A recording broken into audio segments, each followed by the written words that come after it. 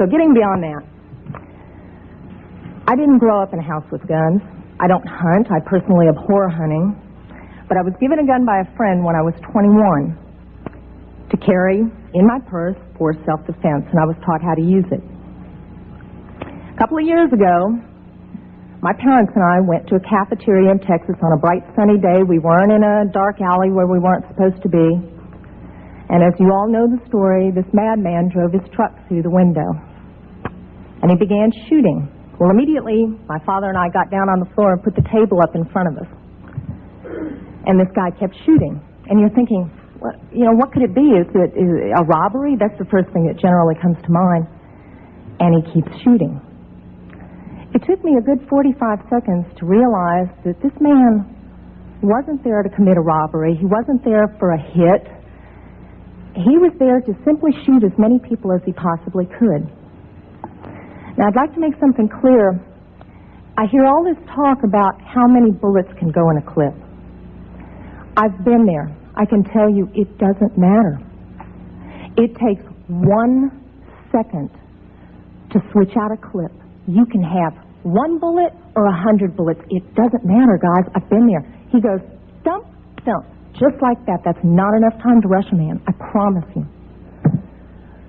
When I finally realized what was occurring, I thought, I got him. And I reached for my purse. He was maybe 12 feet away. Is it possible my gun could have jammed? Sure. Is it possible I could have missed? Sure. But I can tell you I've hit much smaller targets at much greater distances.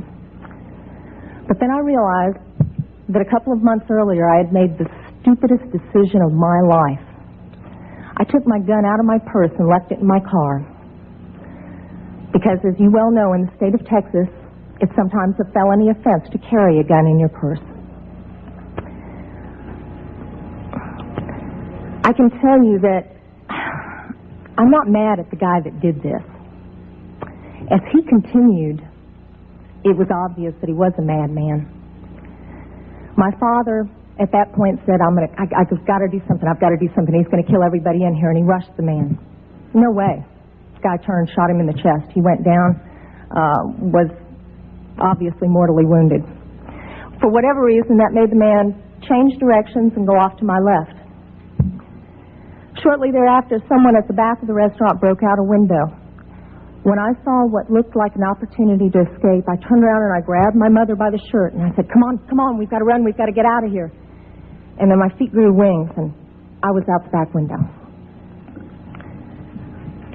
As soon as I got out, I realized that my mother had not followed me out.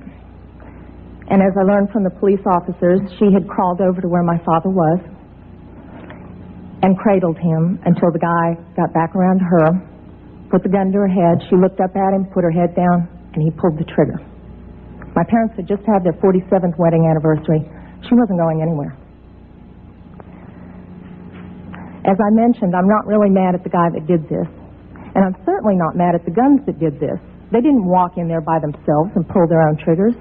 The guy that did it was a lunatic. That's like being mad at a rabid dog. I'm mad at my legislators for legislating me out of the right to protect myself and my family. I would much rather be sitting in jail with a felony offense on my head and have my parents alive.